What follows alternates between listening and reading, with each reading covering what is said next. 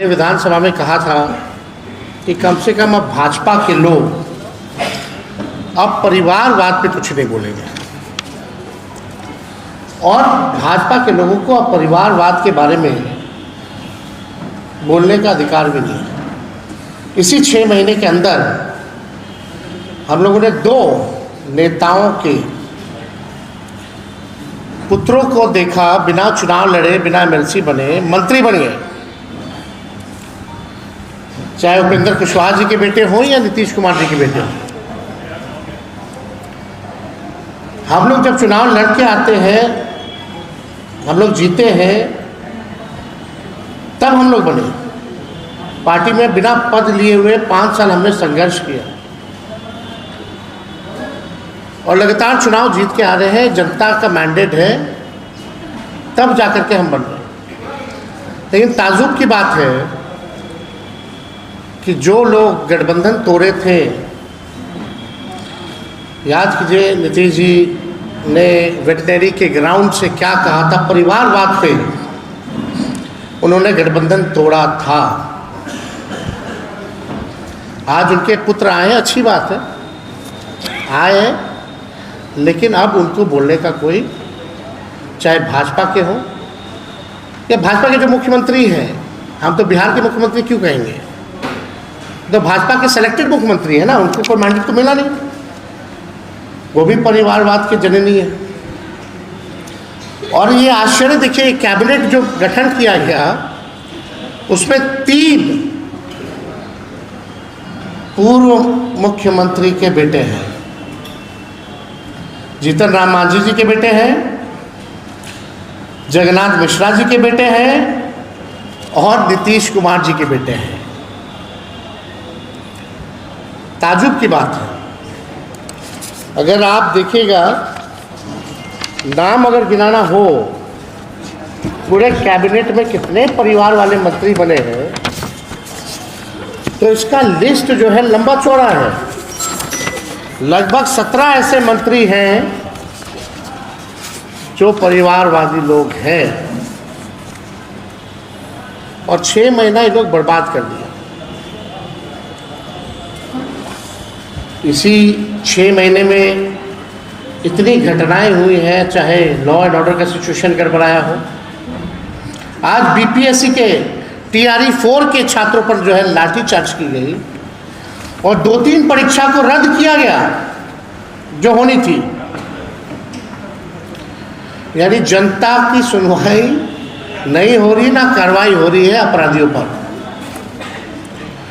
ये लोग केवल अपने परिवार को बढ़ाने के लिए लगे हुए हैं। अब नाम हम गिना दें, आप लोग सब लोग जानते हैं कितने ऐसे मंत्री हैं। सम्राट चौधरी तो खुद ही जो मुख्यमंत्री हैं, उनके पिता शकुनी चौधरी हैं। विजय चौधरी जी, उनके पिता भी एमएलए थे।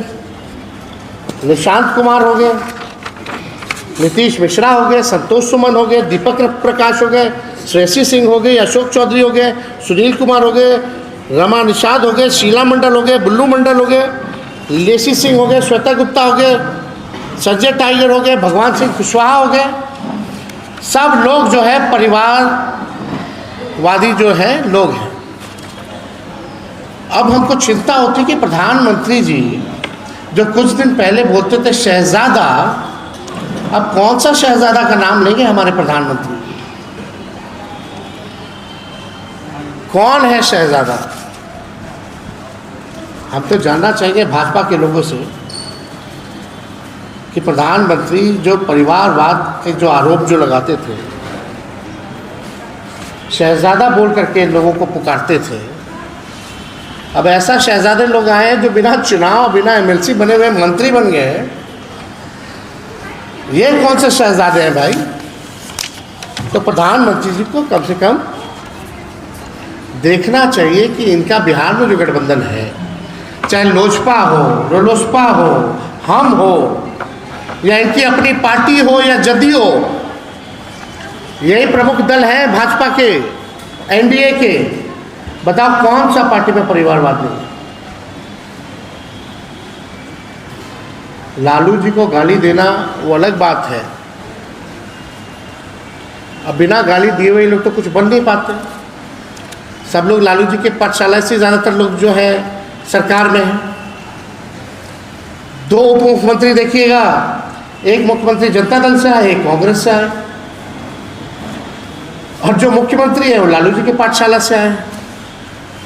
लेकिन पाठशाला बहुत बुरा लगता है, क्योंकि अभी मुख्यमंत्री रहना है।